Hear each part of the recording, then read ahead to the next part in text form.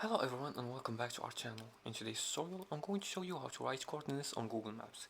Sometimes you need to find a place using latitude and longitude instead of a street address, especially in remote areas or for precise location like hiking spots or scientific data points. Thankfully, Google Maps fully supports coordinates input in various formats.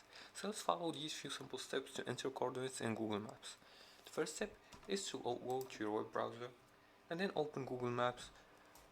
Go to maps.google.com. Now if you're using your mobile device, just go to your Google Maps application and open it. Now in the search bar, type your coordinates. You can use formats like decimal degree, for example, let's see here, 37.42.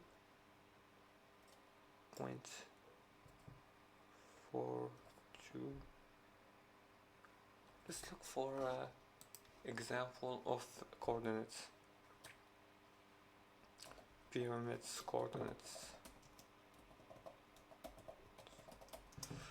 Example, let's see them here.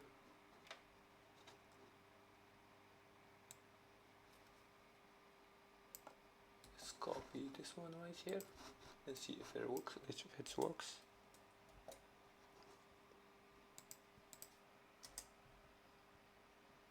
No, this isn't. Let's see Google Maps coordinates, or this. Let's look for decimal degrees.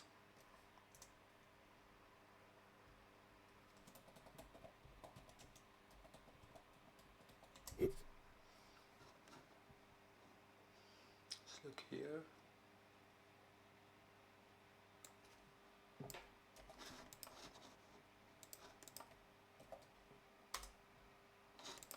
Let's choose a random point, for example this one.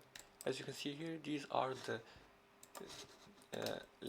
you can choose any point from the map and right click on it and click on the first coordinates that appear and click on them, and they will be copied to your clipboard. Now let's look for them in the search bar. Here, I'm gonna type them. I'm gonna see, and as you can see, Google Maps found the exact location. After you enter and tap search, Google Maps will drop a pin at the exact location. You can easily enter GPS coordinates into Google Maps in multiple formats to find any spots on Earth, perfect for hiking, research, or property boundaries. To get extra coordinates of any spots, right-click on the map and click on what's here.